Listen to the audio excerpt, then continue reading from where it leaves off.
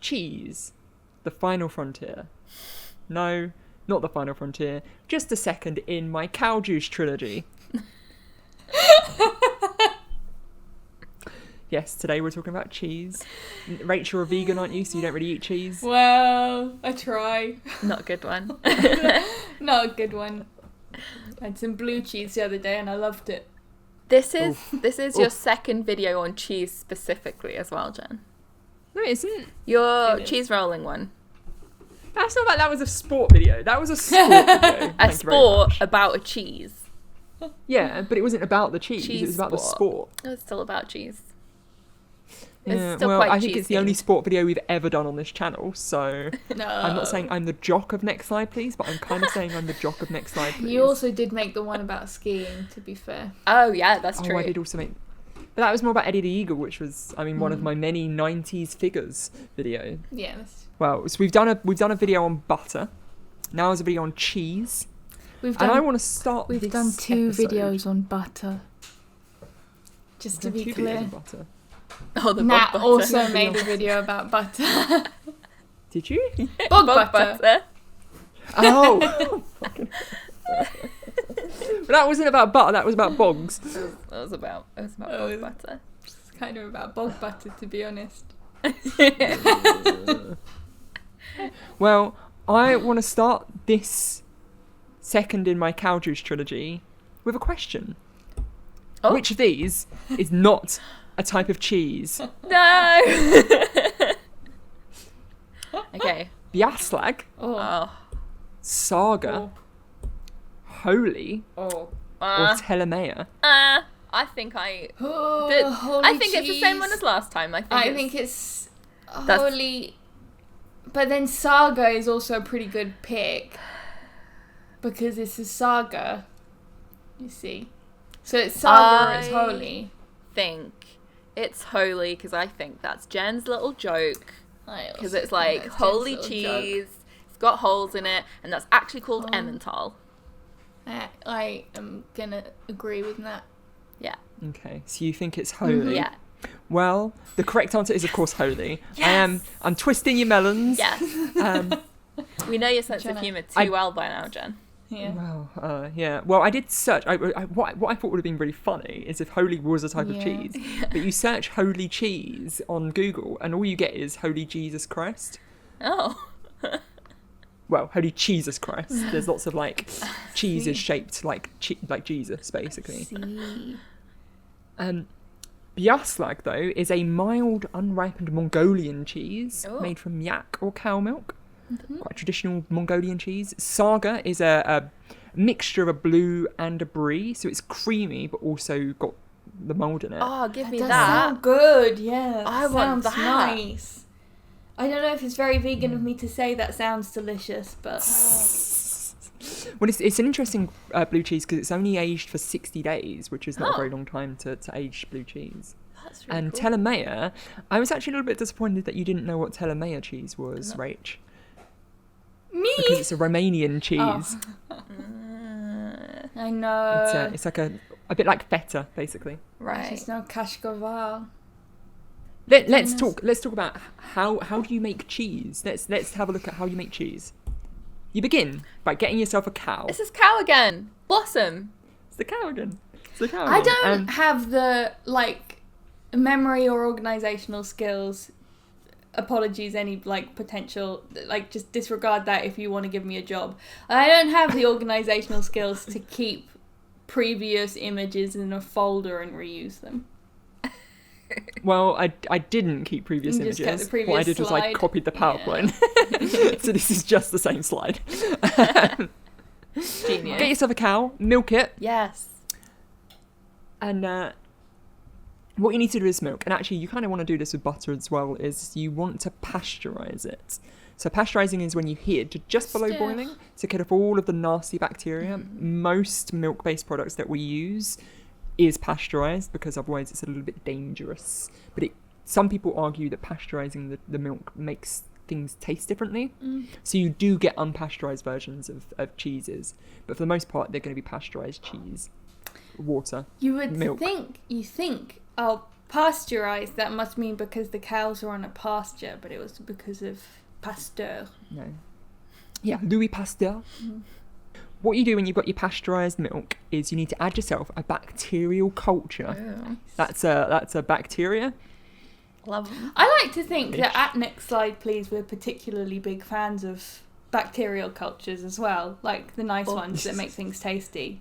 All kinds of Yeah. fermentation, that's kind of our jam? bioluminescence. They've got so many jobs. Well, you use different bacterial cultures for different cheeses, so it's often the thing that gives the cheese its distinctive taste or texture, and it's also the reason why certain cheeses have holes in them. So Emmental, like you mentioned before, because some bacteria push out carbon dioxide when they're breaking down the fats inside the cheese, and that gives big holes inside the cheeses. Like why bread rises. Yeah. They're respiring. Yeah, exactly. Just big air bubbles. Yeah, the bacteria you choose is really important for the type of cheese you're trying to make. Heat it to 30 degrees centigrade and add what's called rennet. So rennet traditionally rennet comes from inside a cow's stomach. Yeah. It's basically what the cow uses to break down the milk into fats for its own consumption. And some say that the reason we found out that rennet did this, and we found out that we can make cheese using this method, was because people used cow stomachs as like a sort of a storage container for liquids. Sounds kind of like it, really, doesn't it? Yeah, wow, that's so interesting. Yeah. Huh. Sometimes you do think, how did they think of that? Yeah. Yeah, you sort of think, well, how the hell did someone invent cheese? Yeah. You don't need rennet. You can just leave it out kind of in the sun for a couple of days and it'll kind of do the same thing, but rennet is a much safer way of doing it. Yeah. Yeah, it's safer and faster. Like that's the difference between you like can scoop the stuff off the top. Yeah, Yeah. exactly. That's often like the difference between like vegetarian and non-vegetarian cheese. So like Parmesan isn't vegetarian because it uses rennet, and so it's going to be especially like harder cheeses that use that enzyme, right? Well, you can get synthetic rennet that isn't animal based, so you can do the same job. So a lot of the vegetarian cheeses, they will still use rennet, but not animal rennet. Right. They'll use the fake rennet that does the same job, basically, coagulates the milk. What this does is it splits it into curds and whey. Do you know what curds and whey are? Little Miss Muffet sat on a tuffet, eating her curds and whey. Yeah. What are curds and whey? One's It's like the curds and which you one's put- the whey? The curds are the top bit and the whey is the liquid bit. It's like if you have cottage cheese, then it's like the curds are the like lumps of cheese forming, and the whey is like the liquid that comes off it. Yeah. That's a pretty accurate description of what the difference between curds and whey are. The curds are the sort of the solidified, coagulated, hard clumps of fat, and the whey is like the liquid byproduct of that. When you've got your curds and whey, and they'll sit in a big container, basically, just sort of sitting there with curds mostly on the top, but also whey in the middle of the curds as well. Get yourself a rake. Ooh. And cut all of the curds and whey. The bigger the rake, so the bigger the pieces of curds and whey that you're cutting, the softer the cheese. Essentially what you're doing, if you cut it into lots and lots of small pieces with like small rake holes, what you're doing is you're releasing lots of the whey that's still trapped within the curds. Right, so if you leave it chunkier, basically, then it'll be softer because you're not getting rid of as much of the water from it. Exactly. Ah. Exactly. Clever. Smaller, it basically means more whey is separated from the curds, and so your really soft cheeses are going to have, like, not be cut very much. What you need to then do is squeeze it all out, and they traditionally squeeze it by basically putting it on top of itself, basically, and it squeezes with its own body weight, but you can squeeze with a mechanical press to get as much of the liquid out as possible. Obviously, as I say, the more liquid that is in the curds, the softer the cheese. Right. It's at this phase when you add all your salt, your flavourings, you do your shaping, you maybe do a little bit more squeezing, and then you let it mature for as long as you need it to mature. Often that maturing process will form a skin. You'd also, once you've shaped it and put it into the space, into where you want to leave it to mature, that's when you might add your bacterial cultures, not bacterial, like the blue stuff to make blue cheese, basically. And we'll talk a little bit about what makes blue cheese in a bit. But we'll start. Well, we'll not start. We're about 10 minutes into this video. We'll go on to a game of name that European country where the cheese is from. Oh, I love games. Okay. Another game. We love a good game. We love a good game. Okay. Let's start with this cheese here called Mondseer. How are we spelling that? I need to know the spelling so I can guess the country. Mondseer. Mondseer is a semi-hard cheese. It's sometimes known as box cheese. It's a relatively bog-standard type of cheese, not dissimilar to cheddar. But they do wash the outside with salt water, which makes that outside a little bit more orange than other cheeses. But it's a relatively mild cheese that you might just use in a normal cheese plate without any sort of complaints from anybody. I'm going to say Switzerland. Switzerland? That's my guess, yeah. I feel like I want to look at all the countries again. I'm going to say Turkey. Turkey. You think Turkey? Well, unfortunately, neither of you are correct, but Nat is closest because it's Austria. Okay. Did you see that fancy animation? I spent ages doing that. Yeah, it's really good. They're very clever, aren't That's they? fancy as hell. So it's actually in Austria where this is from, but obviously European countries, they are a little bit incestuous. So a lot of cheeses will also have similar or identical cheeses in neighbouring countries. So there may be a Mondseer equivalent in Switzerland, which may even be called Mondseer. But the specific Mondseer I was looking at was Mondseer from Australia? From Austria. Ooh, awkward. Oops. The next, name the European country from the cheese, is this cheese here. This is called Bannon cheese, or Bannon cheese. This is a cheese made from goat's milk. It's a very pungent cheese. And it's unpasteurised, as we were talking. You want a pasteurised milk normally, but this is unpasteurised or cooked, so they don't make it go any higher than 30 degrees to make it coagulate. And it's also not squeezed, so it's very, very soft. What's really unique about this cheese is that around 2 weeks after making it, once that skin has started to form, they dip it into brandy and then they wrap it in leaves. I was going to say which it's is then wrapped in what it's sold leaves. in. This cheese looks beautiful. It's really cool, isn't Yeah. it? Like this idea of using like natural things such as leaves as like a protective barrier, which you can then use to carry your cheese. Oh, and do they like affect the bacterial culture as well, like all sort of yeast and fungal kind of culture in the cheese? I mean, you're asking a question which I don't know the answer to. I was just because I started trying to make tempeh, and you can get like a culture of the tempeh, which is like moldy beans, and traditionally that's made in Indonesia by wrapping the beans in banana leaves, because the leaves carry the sort of I think it is fungal culture that transfers onto the beans and also shapes it and everything. That's cool. Where do you think Bannon cheese is from then? I'm feeling Albania. I'm going to Albania. say Lebanon, because it sounds a bit Lebanon. like that word. Bannon cheese? Bannon? Bannon from It's not Lebanon. from Lebanon. No. Bannon? You're not getting it from the Is it accent? French? No. Bannon cheese is actually from France. Oui, oui. Well, the accent was No, not. Bannon! No. You gotta have a French cheese in a presentation about cheese.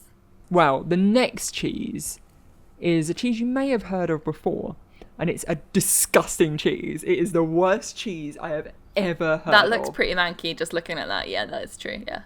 I don't usually feel that This way is, about like stuff like this, but yeah, that doesn't look great. Yeah. So this is Kasu Matsu, which is a sheep's milk cheese that contains live maggots. I think I've heard of it. So you may have heard of that because it's quite famous. Basically, what you do is you leave a block of pecorino cheese outside and you put holes in the rind and you get cheese flies, specific flies that are made for this specific purpose, to lay their eggs in it. And then the maggots then eat the cheese and poop out the cheese, making it really, really soft. Normally, a block of cheese like this will have thousands of maggots in it. Can you spell the name for me before I think too hard about?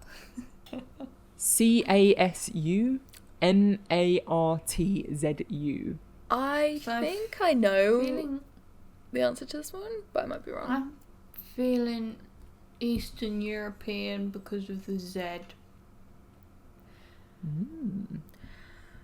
I'm gonna say it's because I wonder if it's actually chashu and it's something to do with time. I don't know.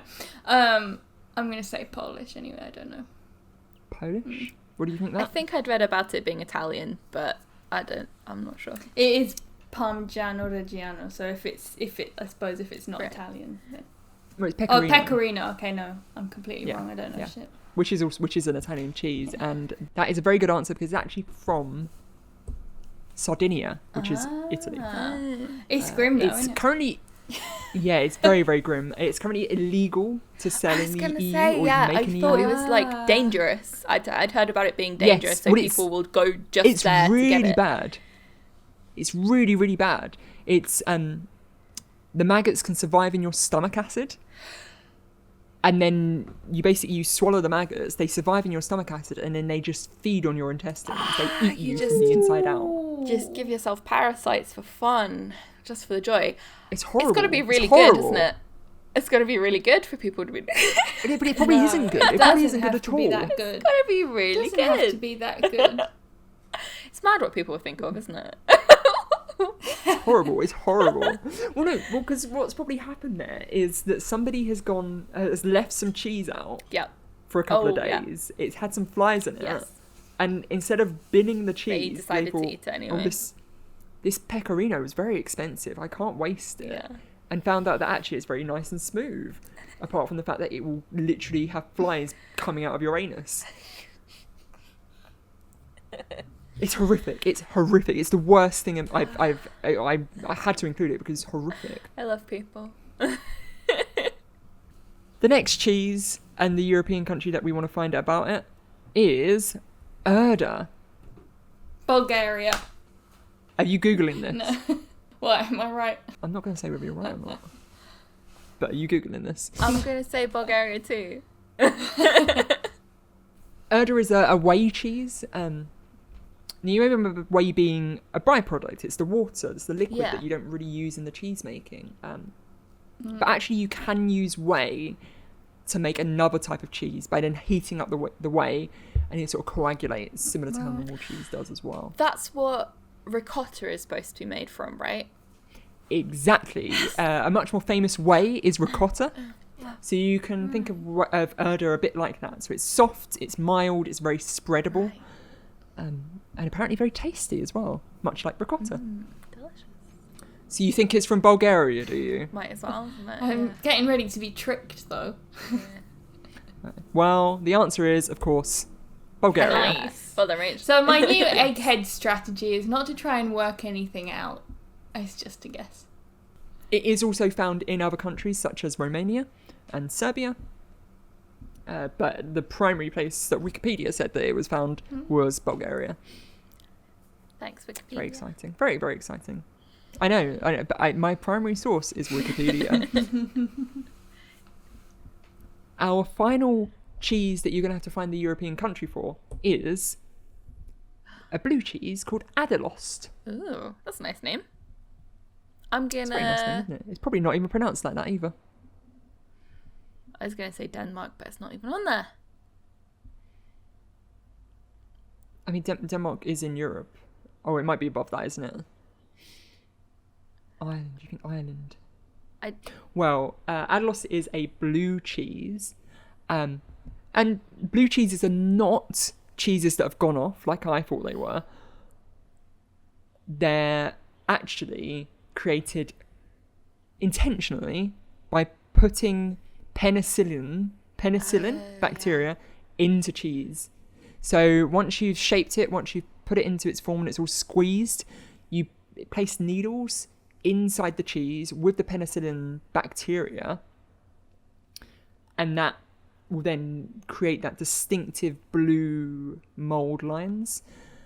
The reason why it generally blue cheese has lines in it is because that's where the needle or the poking stick has gone in. It's a really nice it's texture. Not always as well, penicillin. Yeah, it changes the texture. It makes it have that distinctive line. And obviously this particular Adalost has quite a lot of holes in it. You can see by the fact that there's quite a lot of blue on it. You don't always use penicillin, but that is the most famous one. Other bacteria have different tastes and smells. One of the more common other bacteria other than penicillin is called, and let me try and say this, Brevibacterium linens, which also happens to be the same bacteria that makes your feet smell. Classic. And that's why some people say cheese smells like mouldy feet. Because it's literally exactly the same bacteria. It's like what you were telling us about beers with the vomit smell. Was it you? Were you not telling us about beers with the vomit smell? Maybe and that it was saying. No, I wasn't saying that. That Might was have been saying Joe. she'd had sour beers. Maybe it was. I'd had a Joe? beer that literally smelled like sick, and Joe was saying, I think. Maybe Yeah. both at the same party, and I'd had too many drinks. I don't know. Wow. I'm really Yeah. sorry. That might be in the same party. They almost think killed Joe, so. No, it was a different party. In the same place. So where do you think Adalost is found? You said Ireland and I'm gonna say Armenia. Armenia. Yeah, why not? Well, the correct answer is Sweden. I should have My gone with, second guess. because I said Denmark first of all, because I know that there's a famous like Danish blue cheese.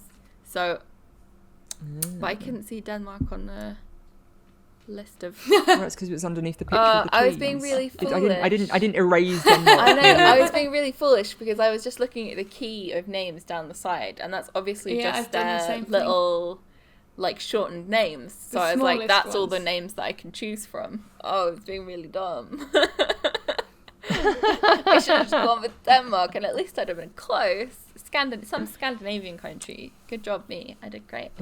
Well, Adalost has like the umlauts over the A, the two dots. So I don't know whether it's actually Adalost or it's Erdalost or something like that. Yeah, something. My question I'm sure we'll get some Swedish is, person in the comments telling us how to pronounce if it. it's got penicillin in it, does that make it an antibiotic? So that is where penicillin was. It's the same bacteria essentially. It's not exactly the same, but it's from the same family. Right. It's so, the one that grows I'm not on saying if you bread as well. Yeah. It's the same mold basically. I'm not saying that if you have like an infection that you can eat a load of moldy bread and you'll be fine, or even a load of moldy cheese. Yeah. But it is from the same family. Right. So this is the end of our whistle-stop tour around the European cheeses. You got any favourite cheeses yourselves? I do like a blue cheese. I really love blue cheese. I love brie as well, and actually I think probably my favourite is the goat's cheese that you get. There's like a little wheel of goat's cheese that's kind of brie-like, and it's like, so it's got a bit of a rind, and then it's really soft, creamy, like yogurty goat's cheese inside. That's my favourite. I love it. Mm-hmm. Yeah, I'm partial. I'm not a massive fan of blue cheese. I find it a little bit gross. But I am partial to a Wensleydale, like a nice mild cheese. With cranberries? The supermarkets around. Yes, the supermarkets here do Wensleydale and cranberry, and I know, like, this makes it sound very middle class, but there's nothing I like more than finishing work and having a slice of Wensleydale with cranberries. Oh. Delightful. And a glass of red wine. I only ever have Wensleydale at Christmas. Yeah, same.